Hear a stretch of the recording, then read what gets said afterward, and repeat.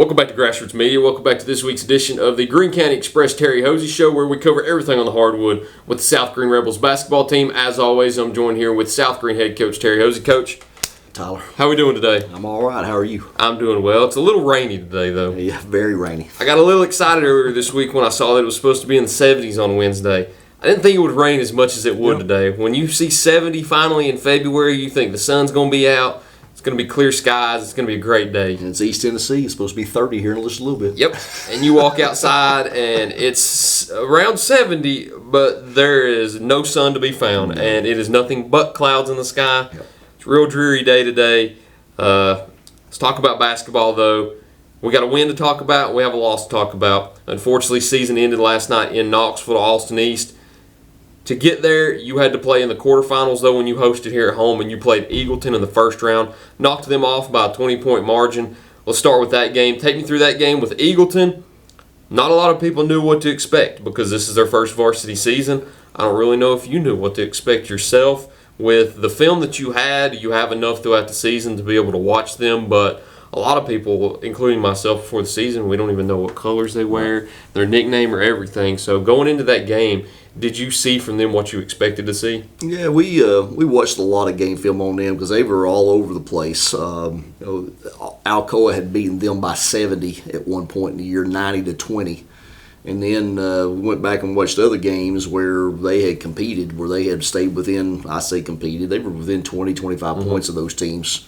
So we kind of expected coming in that they would give us a tough game, and we jumped out 22-5. Defensively, I thought we played extremely well. Up 22-5 in the first quarter, and then from that point on, they played us within 3 points. So I don't know if we just didn't play as well for the next three quarters, or if they just played that much better. But they made it a game after the first quarter. So I was tickled to death to get out of that thing with a 20-point lead. At that point, as well as I do, it's all about winning and getting on to the next round. So kids come in and were prepared and played pretty well that night and got us to last night. So Eagleton, though, they're all young, didn't have a senior on the team, a few juniors, started a freshman. They're going to be something to look for here in the next couple of years. That's the thing about Eagleton that's weird, not a single senior on that class, because this is our first year varsity action where your highest, I guess your oldest players are juniors in that sense. It's weird, too, when you think about it, because they kind of had that perfect little circle in that conference where Eagleton beat Oneida, Oneida beat GP, GP beat Austin East, Austin East beat Alcoa, and Alcoa beat Eagleton. Yep. The only team left out of that was Pigeon Forge, but when you have that little circle like that, it's crazy how that happened. It is, and they knocked off a good team in Oneida. We scrimmaged Oneida in the summer, and when they knocked off Oneida, I knew that they were going to be able to come in here and give us some competition. So hats off to them. They're going to be a good team. They're big, and I've got a kid that shoots it really well, so they've got pieces. And then you moved on to play Austin East last night in Knoxville. Had to travel down there to play Alcoa. I guess not technically in Knoxville, out there in Alcoa, but season ended last night after a loss to Austin East. Going into it, you knew they had the Cherry brothers that were going to be really good. Shane Cherry, I think, ended up having a 38-point performance. But take me through that game in whole. It was a 2-point game at the half. Came out in the third quarter, fell behind a little bit. Were you just not able to kind of climb out of that hole that the third quarter created? There was 2 runs in that game. Obviously, we got down about 16 to start the game and fought our way back in it and actually took the lead. And then, of course, Cherry Kid throws one in from half court and banks it in at the buzzer to put them back ahead at the half. And then we came out to start that second half, and Conda's Cherry, the younger brother, was wide open on the wing twice and knocked down threes in 2 consecutive trips to start the third quarter. So we went from down 2 to start the third to down 8 immediately. And we kind of stayed in that area for the most part of the rest of the game. We cut it to 6, and they'd get it to 10. We cut it to 8, and they'd get it to 12. And then it was kind of back and forth. And then, of course, at the end of the game, we had to start fouling. But we did have the ball there at the end of the game, down 6, got a stop, got a rebound. And we had a turnover, and they came back down, and we had to foul, and they went to the free throw line and started making free throws. So overall, it was a 71-57 game. It kind of looks like it was a lot larger margin than what it really was. With under a minute to go, we had that thing around 7-8 points. So hats off to my kids, and that's what I told them after the game last night. what happened last night doesn't define our season by any means. We didn't shoot the ball well. We turned it over. Very physical play. I think I told Tate it's kind of like playground basketball. It's almost like you might as well be calling your own fouls out there. I had 3 kids come out of the game at one point, all 3 at the same time with blood on them, and there was never a foul called. So it kind of gives you an idea. But I don't blame that on officiating. I sat down and watched the semifinal game on Saturday between their district, and it was physical down there that day. So they just let them play differently down there. We had a lot of good looks. We just didn't knock down shots. And I said last night, we play that game 5 more times, and we have our regular nights where we're shooting the ball like we're capable of, and we're healthy. No Jace last night. I tried to play him. He just couldn't go. And then, TJ gets hurt there in the third quarter and has to come out, and I've lost him for the rest of the game. So you play that game on any other night, I think it's a lot better basketball game. I think we've got a shot to win. And if we play 10 times, I'm not sitting here saying that we could beat them any of those 10, but deep down I feel like we would win 3 or 4 of them anyway. So we didn't last night feel like we were prepared. We'd watched game film and felt like we could go in and compete and prove we could through the first half, but just fell off in the second half and never could get it going again. I know off camera we talked about the tough night last night with Jace not being able to go. I think Cooper was missing a lot of shots and TJ walked off the court injured. The player that helped you the most last night that we knew would be a big help at some point, and he did the later stretch through the season, was Chandler Gamble. Absolutely. He had a strong second quarter to where he took over and he brought you guys back into the game where you even took a lead right before the half. He'll be coming back next year as a senior also. Talk about how clutch he was last night in those moments when you got back or got behind by double digits and he wheeled you back. If he's not on the floor, we get beat by 40. I mean, as simple as it gets. He finished the game last night with 16 points. But the impressive stat from last night's game that nobody's talked about, he also finished with 20 rebounds. Wow. And he probably played 22, 23 minutes out of the 32. So he comes in here next year and takes on a different role for us as a starter. I've got good expectations for that kid. And once he gets to go through our off-season program with us this summer and learn a lot more about our defensive side and some offense, there's no telling what that kid's going to be able to do. I look forward to next year with him. But he was a huge help last night. He come in and got a couple of big buckets. Obviously rebounded the ball well and then stepped out and hit a 3 and kind of got us charged. He got going and kind of got us going, but that when he got going, everybody else got going and kind of brought the whole team along with him. So I am very happy for him. He had a super game, and that's a good game for anybody. But 16-point, 20 rebound performance, you're not going to get that from many people most nights. Probably not many times you've had a 20 rebound performance here at South Green. Don't know if I've ever had a 20 rebound performance. That's a crazy stat line. That might be a record here at South Green too. We'll have to search through back. Ask old Wayne Phillips if he's ever remembered a 20-point game, because he could probably remember a lot better than most of us have. Absolutely. He's probably covered it as long as you've been here, hasn't he? Yes. Wayne's an absolute legend. I try to mention him as much as I can. But with Chandler coming back next year, you've got a few pieces around him that will be able to help too. Yes. Unfortunately, with the season ending every year, you've got a few key seniors that leave each year. So we'll talk about them on the second half, but we'll go ahead and cut to a break. Get a few messages in first before we finish this up right here on Grassroots Media.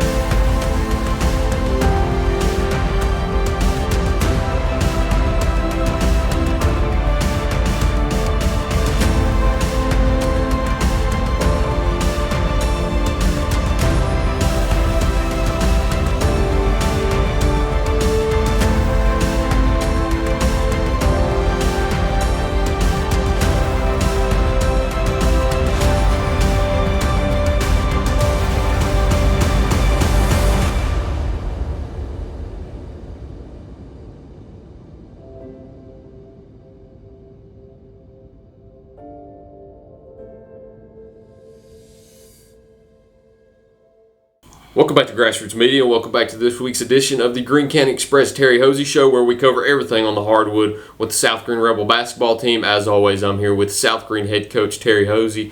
So the end of the season is never a fun time. No. I think everybody can agree with that. You finished this year at 25-7, one of the only 25-win seasons in South Greene history since you've been here. I think we've looked at it, and 26, I think, might be the highest win total you've had in a season. Close to that mark at 25, maybe only the second time in South Greene history where that has happened. We talked about last year at the end of our kind of coaches show season last year, I guess you could say, where we had all the trophies in front of us. We had the Big H Barbecue, the Hardee's Classic, I think the district championship, and we could do that again this year with all those. Fell short again in the region semifinal this year, but to get 25 wins in a season after losing those pieces last year, many people thinking you might drop a few games and go back to being sub-20. To be able to pass that mark and go above what you had last year, how special of a year was it? It's what I told the kids last night. Last night didn't define what we did all season. 25-7 is nothing to be ashamed about, especially with our conference. Chucky Doak and Hampton, and then West Greene came on there at the end, and Johnson County. We had a good conference, and all three of the top three beat each other and wound up actually in a three-way tie for first place this season, and come in and win that district tournament. A lot of good things happened this year. Won that Big H Classic, won the Hardee's Classic. Maybe one of the best performances I've ever seen our kids against Crockett in the championship game of that Hardee's Classic. I think we wound up beating Crockett right at 40, and here Crockett is in the championship of the 3A. We had some really good moments this year, and I had some huge individual performances. Jace Roderick puts up 34 one game. Cooper Kelly has in the 30s several games. Woody had 20s a few games here and there, and TJ brought the house down early with dunks, and there's all kinds of good things. And then people look at Caden Fillers, and Caden's not going to go get you 15 a game, but he's going to work his tail off against other teams' defense or best players. They're big guys, and it's a solid game, solid year. And then 4 weeks ago, I get a 6'8" kid walk in, just to add two things. So all those pieces. I look at what we've got coming back. I've got all those sophomores. We have mentioned a whole lot. Charlie Lane, Lucas Couch, Will R. Wood that got a lot of playing time this year, to add to those, and a couple freshmen that are going to be good. So there's nothing to be ashamed about for these kids, and you always hate to lose them. You spend a lot of time together. That's what I told them last night after the game was over. Some of those kids that didn't play spring sports, Lord, we started conditioning and weightlifting and that stuff back in April last year. So to go from April basically almost to March, almost 12 months there, 11 months, they put in a lot of time, and you spend a lot of time with them, and it becomes a family situation. And I know people talk about that, and it's kind of cliche, but it truly is. I mean, I spend about as much time with those kids as I do my own family. So they're going to go out and do good things. Cooper Kelly is a great kid. He's going to be able to go on and continue his playing if he wants to. TJ Buckner, couldn't ask for a better kid. Would do anything for you. And Woody Hickson's going to go do great things. Great kid, very intelligent kid. Don't know what he's going to do. If he wants to go play ball, I think he's got an offer to go do that. I'm not sure if that's the route he's going to go. And if he doesn't, then hats off to him if he wants to get on with his education. But there is nothing about this year that's disappointing. Obviously, you have these teams, and your hopes are that somehow you can get them to that state tournament and get an opportunity. And I told them last night, this is my 24th year here.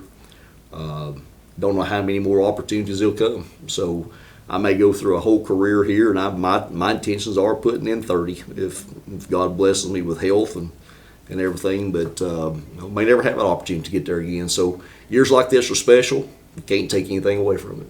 And I know we've talked about it before, and I'll mention it again. You kind of touched on it yourself, where you've had so many great moments and great games this year to look back on. I look right now and I see the District 1 2A championship trophy that you've won back-to-back years. It's been a long time since that's happened here at South Greene, where you've had back-to-back district championships, along with back-to-back regular season championships, back-to-back Big H Barbecue Christmas Tournament Championships.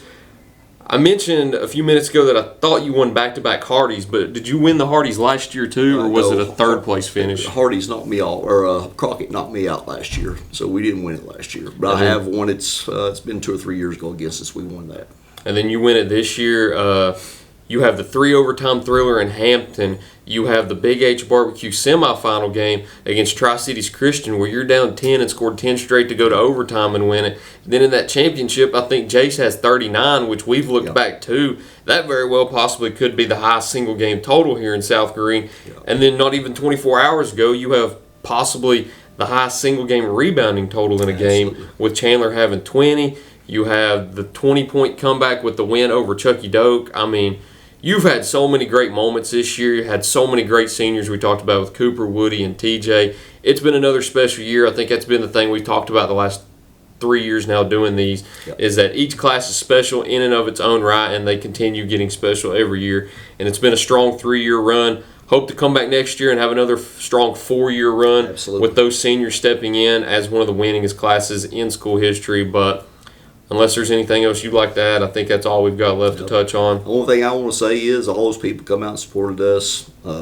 If those people were there last night, and I know a lot of people watched it on TV and couldn't see it, but man, the gym was packed. A huge shout out. Appreciate everybody coming out and supporting, and hope we did South Greene proud. As always, thank you to you also. You help us a bunch. Appreciate it. You're always one that sits down with me, I think, every single week. You and a few other coaches, doesn't matter what's going on. You always make the time to sit down with me, and I appreciate that. That helps me, and that helps us a lot, too. Thank you all for watching throughout the season also. Like he said, thank you to coming out to the games. Thank you for sitting down and watching these each week also. Thank you for watching this week's last edition of the Greene County Express Terry Hoese Show. Look forward to seeing y'all next year here on Grassroots Media.